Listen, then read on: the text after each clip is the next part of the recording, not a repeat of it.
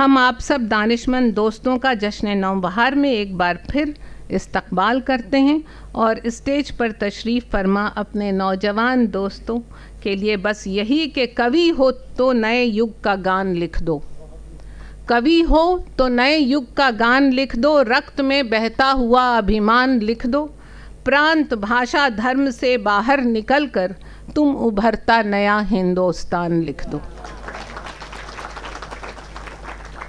साहिब कलम, माहिर क़ानून, हम्मा जहद शख्सियत के मालिक doctor Saif Mahmood gen next के लिए रोल मॉडल हैं, तो हम उन्हें आवाज़ देते हैं कि नौबहार की कमान संभालें ताकि गुलशन का कारोबार आगे चले। कहो सबा से के बैठे हैं रिंद जाम वक़फ़, कहो सबा से कि बैठे हैं रिंद जाम वक़फ़, चमन में काफ़िलाए नौबहार लेके चले। शुक्रिया। नदी का मोड़, चश्मे शीरीं का ज़ेरो बम, चादर शबे नुजूम की, शबनम का रख्ते नम, मोती की आब, गुल की महक, माह नौ का खम, इन सब के इम्तिजाज से पैदा हुई है तू, और कैसे हसी उफ़क़ से हवैदा हुई है तू, लहजा मली है कि नमक़ार हूँ तेरा, सेहत ज़ुबां में है कि बीमार हूँ तेरा, आज़ाद शेर हूँ कि गिरफ़्तार हूँ तेरा, और तेरे करम से शेरो सुखन का इमाम हूँ, शाहों पे खंदाज़न हूँ कि तेरा ग़ुलाम हूँ। ख़वातीन व हज़रात, जोश मलिहाबादी के ये अल्फाज हमारी और आपकी उर्दू ज़बान के मुताल्लिक़ और उसके शायर के मुताल्लिक़ कहे गए हैं, और मैं समझता हूँ कि हमारी ज़बान के हुस्न और उसकी नफासत को इससे ज़्यादा खूबसूरत खिराज शायद ही किसी ने पेश किया हो। आज कामना जी ने जो महफ़िल यहाँ सजाई है वो हर लिहाज से एक रिवायती मुशायरे से मुख्तलिफ है, और सबसे पहली बात जो उसको रिवायती मुशायरे से मुख्तलिफ बनाती है या अलहदा बनाती है वो ये है कि उन्होंने रिवायत को अलहदा रख के एक नाअहल नंगे असलाफ वकील को ये हुक्म दिया कि वो मुशायरे की निज़ामत करे। जैसा कामना साहिबा ने फरमाया, जो नौजवान शोरा आज यहाँ तशरीफ़ रखते हैं और जो आज यहाँ जलवा अफरोज़ होने वाले हैं आपके सामने, उनकी सोच अलग है, उनका अंदाज़ अलग है, उनके इस्तियारे अलग हैं, उनके इश्यूज़ अलग हैं, उनके सब्जेक्ट्स बिल्कुल अलग हैं। शायद कई चीज़ें तो ऐसी हैं जो रिवायती मुशायरे के प्लेटफॉर्म पे शायरी मानी भी ना जाए, लेकिन ज़रूरी ये है कि हमको आज के सच का एतराफ़ करना है, और आज का सच ये है कि जो मिलेनियल जनरेशन है ये अपनी एक अलग ज़बान, नए मौज़ूआत के ज़रिए अपनी एक अलहदा पहचान बना चुकी है। अब आप उसे शायरी कहें ना कहें, कुछ और कहें, उसको आप नज़रअंदाज नहीं कर सकते। जॉन एलिया साहब ने फरमाया था कि बहुत से लोगों को पढ़ना चाहिए मगर वो लिख रहे हैं। यकीनन ये बात सही है, लेकिन ये बात भी उतनी ही सही है कि हमें उन लोगों को सुनना चाहिए जो लोग लिख रहे हैं। इनके यहाँ सिर्फ गुलो बुलबुल और मैखाना और महबूब नहीं है, इनके यहाँ दलित पीड़ा है, इनके यहाँ LGBT के हुकूक़ हैं, इनके यहाँ विमेंस लिबरेशन है, इनके यहाँ फ्रीडम ऑफ स्पीच है, इनके यहाँ कंपैरेटिव कॉन्स्टिट्यूशनलिज्म है, इनके यहाँ सड़क चलते आम नौजवान की रोज़मर्रा की ज़िंदगी के जो जद्दोजहद है, उसके जो इश्यूज़ हैं वो सब पाए जाते हैं। तो ख़वातीन व हज़रात, ये आपकी भी आजमाइश का वक्त है कि आप इस बदलती तहज़ीब को और किस हद तक समझते हैं, किस हद तक इसको सराह पाते हैं। जश्न नौबहार का आगाज़ करने के लिए दावत दे रहा हूँ एक ऐसे नौजवान शायर को जिसका ताल्लुक़ जम्मू कश्मीर से है और जिसने अपने कलाम में ख़ास तौर पे ओपन माइक के ज़रिए जो मरकज़ी धारे हैं, जो मेन स्ट्रीम हैं, उसको ललकारा है। चाहे वो इज़हार राय की आज़ादी हो, फ्रीडम ऑफ एक्सप्रेशन हो, चाहे वो सेक्शन 377 का मामला हो, इस नौजवान शायर ने अपनी आवाज़ हर मौजू पे बुलंद रखी है। मैं उन्हीं के चंद मिसरों के साथ दावत कलाम दे रहा हूँ रमनीक सिंह को। बड़ा मुश्किल हो जाता है तसव्वुर करना उन कब्रों का जो मकीन बनती हैं, उनकी जो मरते नहीं गायब हो जाते हैं। ज़माना बदल गया है, ज़मीनें महंगी हो गई हैं, कब्रों में अब मुर्दे नहीं रखे जाते। खुदाई होती है कभी कब्रिस्तानों की तो सड़ी गली हालत में कुछ ज़मीर निकलते हैं। बड़ा मुश्किल है, बेवकूफ़ी है सरासर तसव्वुर करना उन कब्रों का जो हैं ही नहीं। जनाब रमनीक सिंह साहब। पहला मुशायरा है और मैं इसलिए भी थोड़ा नर्वस था कि अपने तरह के तमाम नौजवानों को जो इस तरह की नशिस्तों से दूर रहते हैं उनकी नुमाइंदगी कर रहा हूँ। तो मैं होप करता हूँ कि आज जो भी पढ़ूँगा मतलब वो आप सब उसे समझेंगे और जो दो जनरेशन्स के बीच हमेशा से पेरिनियल गैप रहा है उसको ब्रिज करने में थोड़ी आसानी होगी। कौवे चकित करते हैं मुझे, बहुत सारे हैं इसलिए उनके हुनर पर कभी ध्यान नहीं गया। मसलन खंबे पर बैठने के लिए ज़मीन से टेक ऑफ करते हैं और बीच रास्ता सेलिंग चालू, मानो बादलों के बीचों बीच हो, मानो जैसे इंची टेप से फासला माप के रखा हो, बिना चूके सीधा खंबे के सर के बीचों बीच लैंडिंग करते हैं। नीचे से ऊपर कल्पना कीजिए। मुझे लगता है गिनती बढ़ गई है इनकी।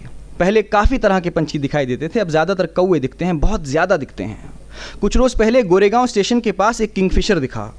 कल्पना कीजिए, चुपचाप बैठा, कन्विंस्ड लग रहा था कि कैमोफ्लाज्ड है, लेकिन उसकी परेशानी साफ साफ दिख रही थी कि अपनी टेरिटरी से निकाल दिया गया है। कल्पना कीजिए कि साई-फाई फिल्मों की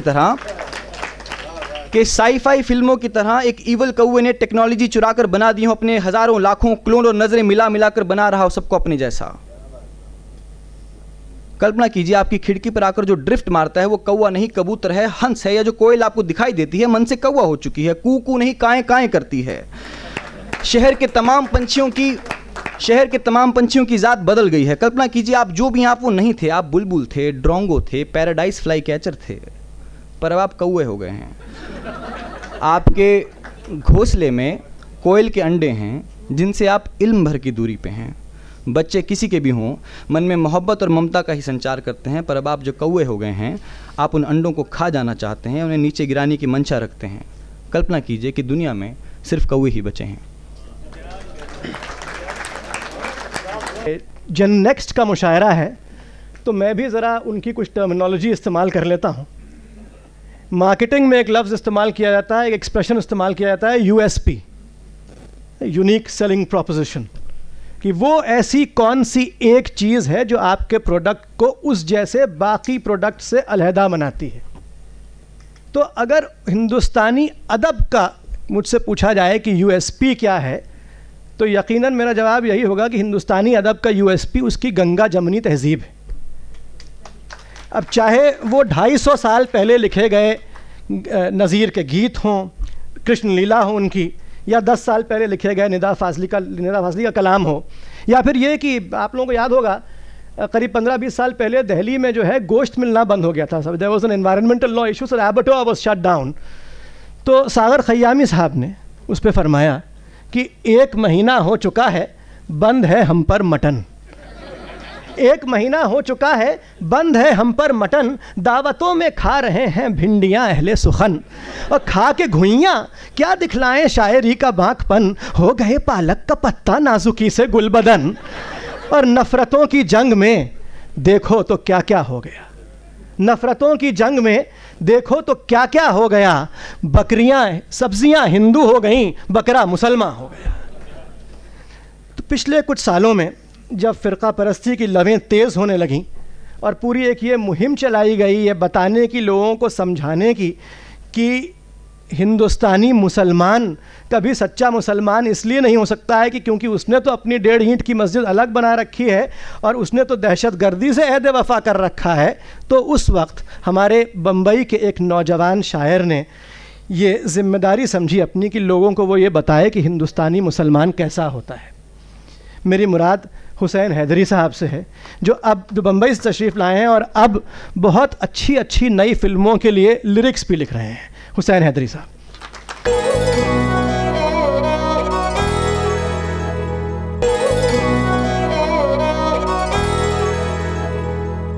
पहली नज़्म का उन्वान है छिपकली।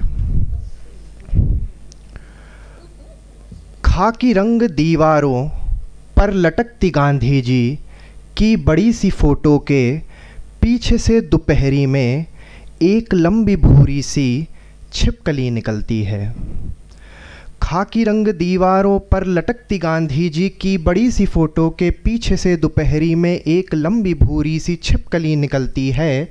रेंग कर खामोशी से इर्द गिर्द फ़ोटो के गश्त ये लगाती है, और जैसे ही कोई कीट पतंगा उड़कर पास से गुज़रता है, धड़ दबोच लेती है, पंख नोच देती है, मांस चबा जाती है, जिंदा निगल जाती है। फिर बड़े सलीके से जैसे कुछ हुआ ना हो, कोई भी मरा ना हो, रेंगती हुई वापस गांधी जी की फ़ोटो के पीछे लौट जाती है। तो एक थोड़ी उर्दूआना एक नज़्म है, दो ख़त। मेरी मेज़ पर तुम्हारे लिखे दो ख़त रखे हैं, मेरी मेज़ पर तुम्हारे लिखे दो ख़त रखे हैं, एक जो बरसों पहले का है, एक जो तुमने कल भेजा। जो ख़त बरसों पहले का है उस पर छिड़की इत्र की बूंदें भीनी भीनी महक रही हैं, तुम्हारे लफ्ज़ों की चिंगारियाँ अब भी उस पर दहक रही हैं। मिसरों में एक बहाव भी है, लहजे का रखरखाव भी है, मेरा नाम लिखा है हक़ से, शायद इसीलिए कागज़ की शगुफ्तगी बरकरार भी है। ये ज़र्द अब तक हुआ नहीं है, जो ख़त तुमने कल लिखा है पहले ख़त से बड़ा जुदा है। कागज़ का चेहरा देखूं तो मैला है, उतरा उतरा है, मुझे यकीन है, बहुत यकीन है, इसे किसी और ने लिखा है। सन्नाटों की बू है इसमें, नाखूनों की धार है इसमें, मिसरों में कोई लोच नहीं है, लफ्ज़ बहुत बेजार हैं इसमें, तल्ख लकीरें खिंची हुई हैं, उलझन इनमें बसी हुई है। सो मैंने इन दोनों ख़तों को दो हाथों में बांट लिया है, और ख़यालों के तूफ़ान से एक ख़याल को छांट लिया है कि इन ख़तों को लिखने वाले दो शख्सों में से एक शख्स को आज मैं यकसर भुला ही दूँगा। इन दो ख़तों में से एक ख़त को आज मैं जाना जला ही दूँगा। तुम ही बताओ, बताओ तुम ही, कौन सा ख़त मैं आज जलाऊँ, कौन सा ख़त मैं आज जलाऊँ।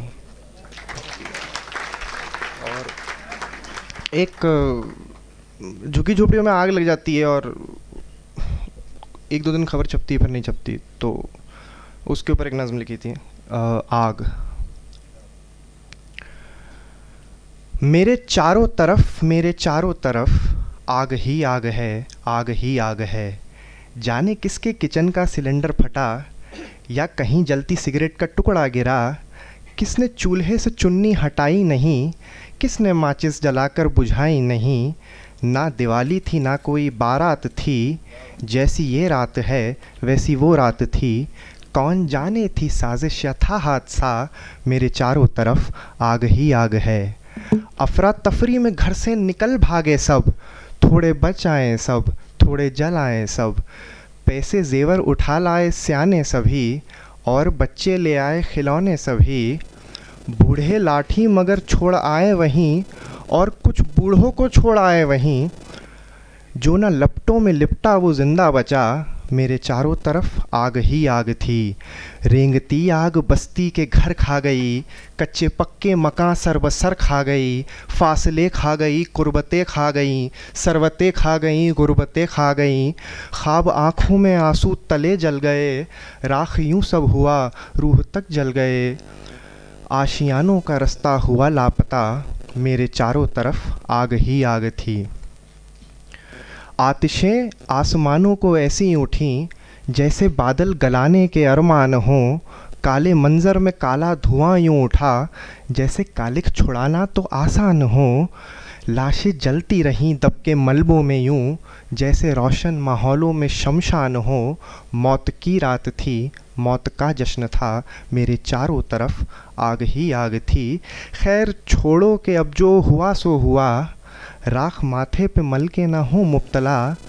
घर जो उजड़े हैं गिनना सरल तो नहीं, झुग्गियाँ ही जली हैं महल तो नहीं। कल का अखबार जाने दिखाएगा क्या, वहशतें सारी कागज़ पे लाएगा क्या, छोड़ देते हैं लोगों पे अब फैसला, मेरे चारों तरफ आग ही आग थी, आग ही आग थी। और एक ज़ाती नज़्म है कि थोड़ा सुसाइडल आप जैसे फ़ील करते तो आप फिर आप थोड़ा नहीं भी चेक करना चाहते हैं खुदकुशी, तो उस तरह का एक जज्बा रहता है कि नहीं कर सकते हम खुदकुशी, हमारे लिए मुमकिन नहीं है करना। इस नज़्म का नाम है अभी मैं मर नहीं सकता।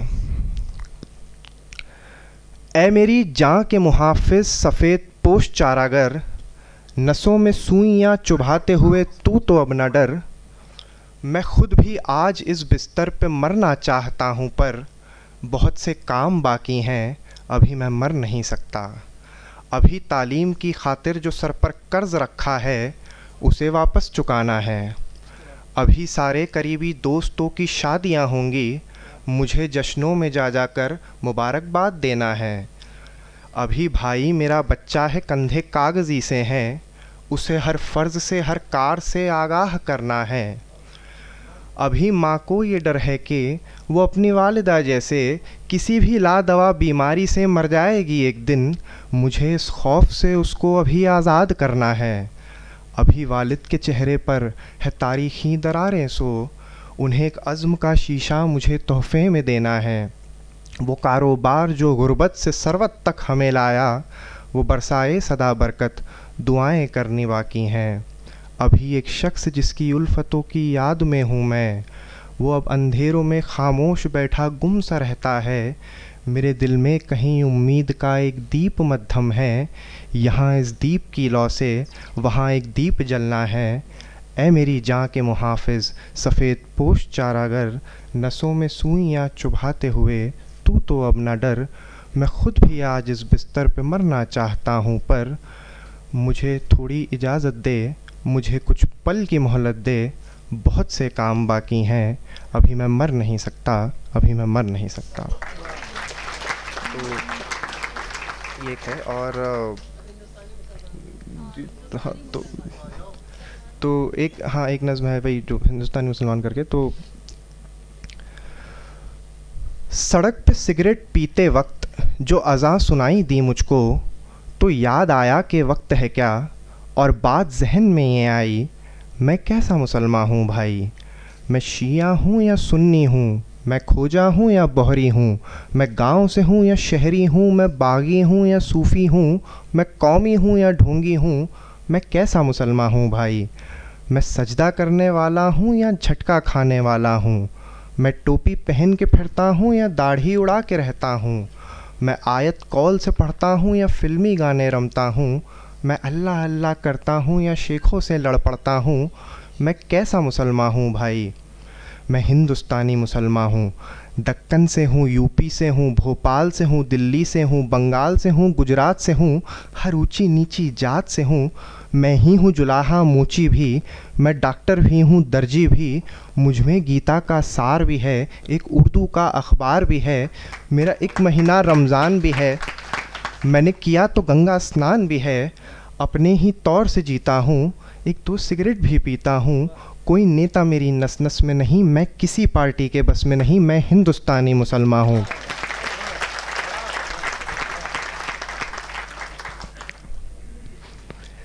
खूनी दरवाज़ा मुझ में है, एक भूल भुलैया मुझ में है, मैं बाबरी का एक गुंबद हूँ, मैं शहर के बीच में सरहद हूँ, झुग्गियों में पलती गुर्बत मैं, मदरसों की टूटी सी छत मैं, दंगों में भड़कता शोला मैं, कुर्ते पर खून का धब्बा मैं हिंदुस्तानी मुसलमान हूँ। मंदिर की चौखट मेरी है, मस्जिद के किबले मेरे हैं, गुरुद्वारे का दरबार मेरा, यीशु के गिरजे मेरे हैं। 100 में से 14 हूँ लेकिन 14 ये कम नहीं पड़ते हैं, मैं पूरे 100 में बसता हूँ, पूरे 100 मुझ में बसते हैं। मुझे एक नज़र से देख न तू, मेरे एक नहीं 100 चेहरे हैं, 100 रंग के हैं किरदार मेरे, 100 कलम से लिखी कहानी हूँ। मैं जितना मुसलमान हूँ भाई, मैं उतना हिंदुस्तानी हूँ, मैं हिंदुस्तानी मुसलमान हूँ। शुक्रिया।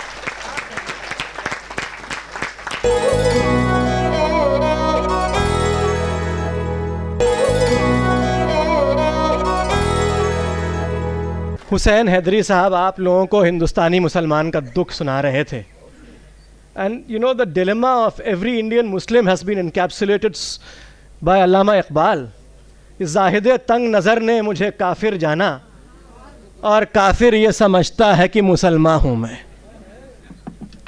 ख़वातीन व हज़रात, हमारे अदब में फेमिनिज़म और विमेंस लिबरेशन का एक बहुत मखसूस मकाम रहा है और शायरों ने सफ़ों के सफ़े भर डाले हैं इस पे।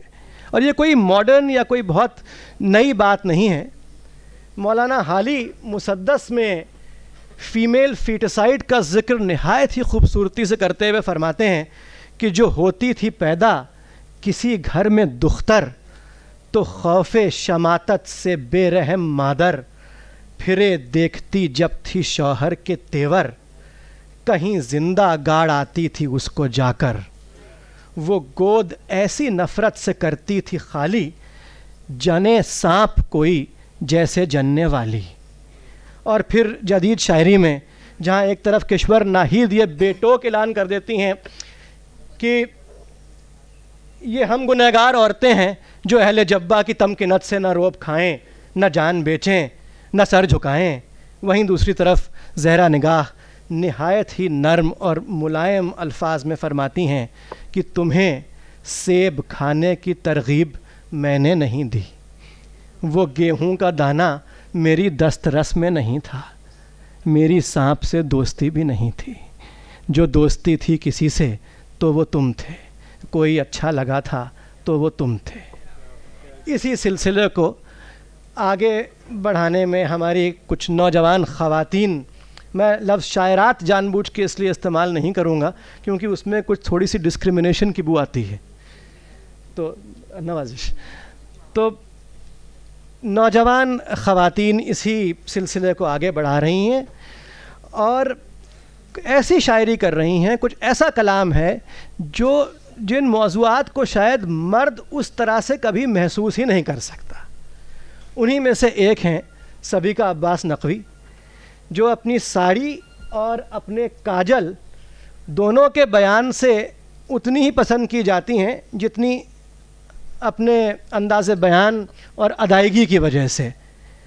बहर व अरकान के उसूलों से बेनियाज ज़रूर हैं, लेकिन दिल की बात ज़बान पे लाने का हुनर रखती हैं। सबीका अब्बास नकवी। बहुत बहुत शुक्रिया सैफ साहब। दिल की हम बहर से बेनियाज हैं, लेकिन नहीं और दिल की बात ज़बान और कलम पे लाने की कोशिश करते हैं। तो क्योंकि सैफ साहब ने काजल और साड़ी का जिक्र किया तो सबसे पहले हम काजल ही सुना देते हैं। इस नज़्म का नाम है मेरा काजल। तुम्हें लगा मेरी आँखों का काजल सिर्फ श्रृंगार है जिस पे तुम फिल्मी गाने लिखोगे। तुम्हें लगा मेरी आँखों का काजल तुम्हारी सरमायादार ज़ने बेजार दुकानों में बिकती हुई सिर्फ एक महंगी डिबिया है। तुम्हें लगा मेरी आँखों का काजल मेरे मृग नैनों को तुम्हारे गैर हकीकी हुस्न के पैमानों के काबिल बनाता है। नहीं, ये काजल तुम्हारी सोच से परे है, ये वो स्याह रोशनाई है जिसको अपनी बेशर्मी के कलम में डालकर लिखी हैं हमने इनकलाब की तारीखें। मेरे आँखों में लगे काजल की लकीरें वो हैं जिससे मैंने तुम्हारी अफसोसनाक नज़ाकत के वहम को तोड़ दिया है। इस काजल की सलाई से मैंने सभ्य मुआशरे के वरक़ पर लिखे हैं अपनी गुनाहगारी के क़िस्से। मेरे इस काजल की डिब्बी को कभी खोल के देखो, इसमें भरी है मेरी आशिकी की धुन, मेरी किताबों का अक्स, मेरे इल्म की एक बड़ी होती बूंद। इसमें कान लगाकर सुनो तो सुनाई देगी रूह तक मेरे फ़लसफ़ों की गूंज, मेरी आशिकी की दस्तक। एक तूफ़ान की आहट, उठती लहरों की सरसराहट, मेरी मबाशरत की फुसफुसाहट। और सुनो, इस काजल पर किसी की सरमायादारी मत समझ लेना, ये मौजूद है कई आँखों में। रातों को इश्क में डुबोने वाली औरत के पास भी इसकी एक डिब्बी है। मैंने अपने बुर्क़े के नीचे ये काजल बड़ी ज़ोरों शोर से लगाया है। वो औरत जिसके बदन पे तुमने ख़ुद को सेका है, उसने भी अपने ब्लाउज़ में इसकी एक डिब्बी छुपा रखी है। इस डिब्बी में अपनी मर्द परस्ती की खुरपी डालो और खोदते जाओ, लेकिन तुम इसकी लाहद तह तक पहुँच ना पाओगे।